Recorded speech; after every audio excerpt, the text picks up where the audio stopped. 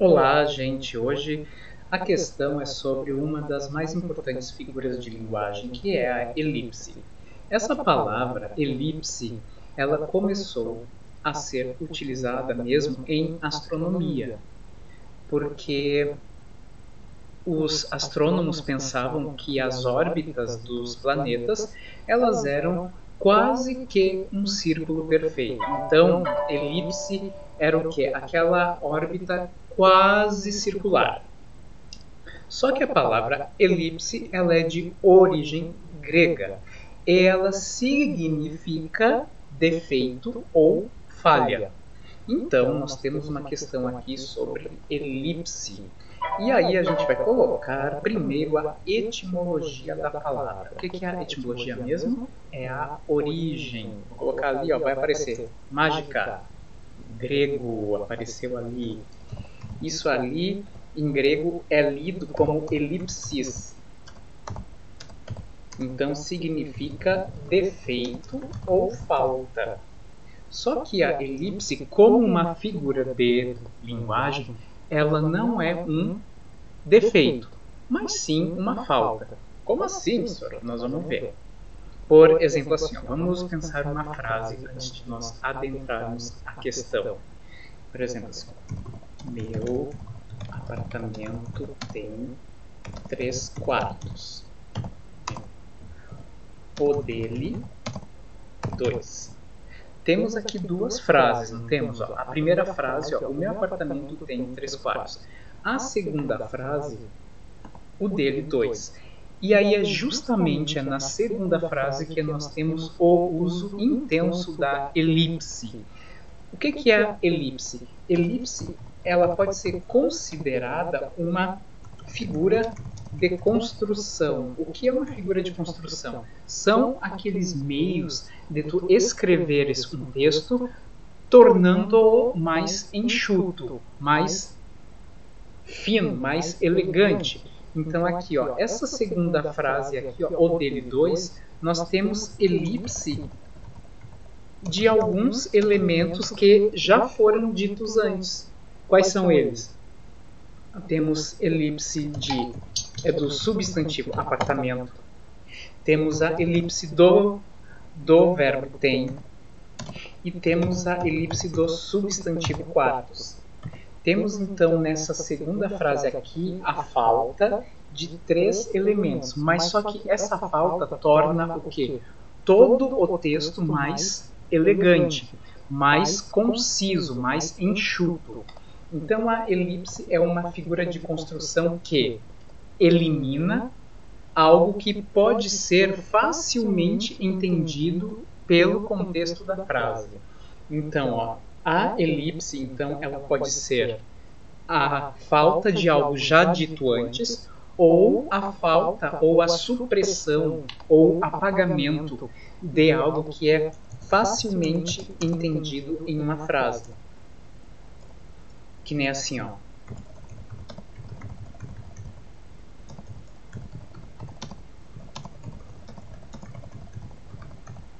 Ó, essa frase aqui, ó. Eles correram dali, o medo no coração. Nós temos ali a elipse, por exemplo, é da preposição com. Quando nós eliminamos essa preposição com, por exemplo, ali, ó, a gente poderia ter colocado aqui, ó, com o medo no coração. Só que quando nós eliminamos essa preposição, o que o texto mostra? Ele mostra uma elegância a mais. Ele fica mais literário, né? Ou a gente tem a elipse de algo já dito antes. Tenho 1000 livros. Ele, 600. Nessa segunda frase aqui, ó, nós temos elipse do quê? De vários elementos. Ele tem 600 livros. Só que a gente coloca aqui ele 600 por quê? Para nós tornarmos o texto mais enxuto, mais bem escrito e não tão repetitivo, né? E a elipse, ela tem uma característica. Quando tu esconde um verbo que tu falou antes, nós colocamos a vírgula ali. Porque a vírgula ela vai marcar o quê? A supressão do verbo. Né? Como o verbo ele é uma palavra bastante importante, nós temos que marcar a ausência dele de alguma forma. Então, utilizamos a vírgula. Tranquilo? Então, vamos ali à questão. A elipse é a supressão de um vocábulo ou de uma expressão em determinada sentença. Em outras palavras, trata-se da omissão de um termo facilmente identificável pelo contexto ou por elementos gramaticais presentes na frase. Geralmente, empregamos esse recurso da língua quando temos a intenção de tornar um texto mais conciso ou enxuto, foi como eu falei. Então, a pergunta é para nós assinalarmos qual é o texto, qual é o enunciado que não apresenta elipse. Vamos lá, então. Deixa eu apagar isso aqui, para a gente ter espaço depois para colocar ali as coisas em que mostram a elipse. O professor lecionava efusivamente. Primeira frase.